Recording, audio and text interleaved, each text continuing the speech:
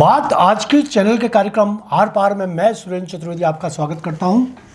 दोस्तों, आज अपने इस कार्यक्रम के अंदर मैं एक राजा की दर्दनाक कहानी सुनाना जा रहा हूं।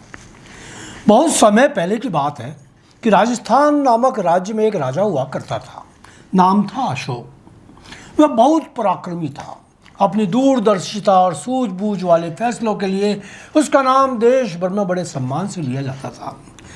तत्कालीन साम्राज्ञी सोनिया जी की भी आंखों का तारा और बुजुर्ग नेताओं की जान का प्यारा था।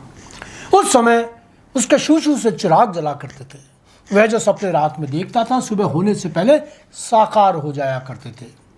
इस महान राजा के दरबार में जितने मंत्री, बोर्ड अध्यक्ष और सियासती रेवड़ियों के हकदार थे, वह सब उसकी कृपाओं पर आश्रित थे।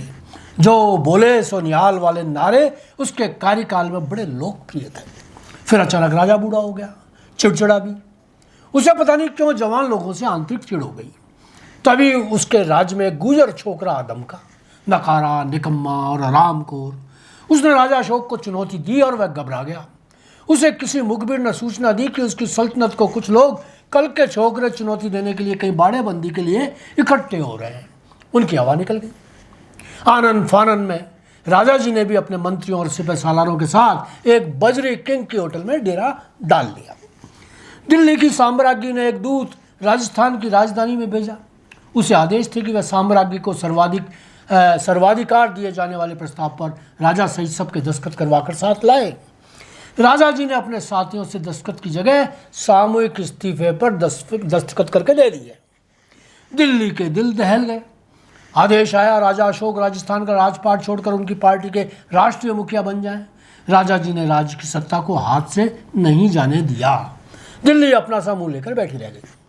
राजा अशोक बाद में हुए जनमत में हार गए। दिल्ली में अब उनका नाम लेवा नहीं बचा।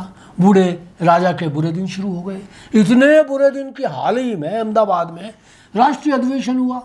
राजा अशोक जी के सम्मान को बड़ी बेतरतीबी से कुचला गया। एक वीडियो तो लोगों ने ऐसा भी देखा कि अधिवेशन में आम कार्यकर्ताओं के बीच बैठने के लिए उनको कुर्सी तलाशनी पड़ी। जब उनको मंच पर बैठाया गया तो उनको बोलने तक का अवसर नहीं दिया गया। कल के गुजर छोकरे जिसको वो निकम्मा और नकारा मानते थे, घिसाई करवाने की सलाह देते थे, उसने उनको निकम्मा, नकारा और निठल्ला सिद्ध कर दिया। उनकी अब तक की घिसाई को घिस दिया। उनके लिए शर्मनाक बात यह रही कि अधिवेशन का मुख्य न्याय प्रस्ताव भी छोकरे से पेश करवा दिया जो उनकी फूटी आग पसंद नहीं था। और उनसे बूढ़े नेता ने साफ कह दिया कि जब जवान लोगों को आगे लाया जाए, बूढ़े लोगों को चारपाई पकड़ लें, उनको कोई अब राजनीति में नहीं आना चाहिए। खड़के साहब ने तो ये नसीहत किसको दी वही जाने।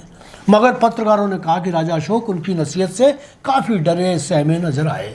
हो सकता है अब राज्य में वह कोई नया नाटक खड़ा कर दें। चुप होकर बैठना उनकी फितरत में नहीं। जरूर वह कोई चौंकाने वाली हरकत कर सकते हैं। उन्हें लंबी घिसाई करवाने का अनुभव है। देखते हैं उम्र दराज राजा जी अब क्या करते हैं, संन्यास लेते हैं या साम्राज्य। और अंत में एक सूचना, सचिन पायलट बनाए जा सकते हैं राष्ट्रीय संगठन महामंत्री। वेणुगोपाल की हो सकती है छुट्टी। धन्यवाद। आज इतना ही।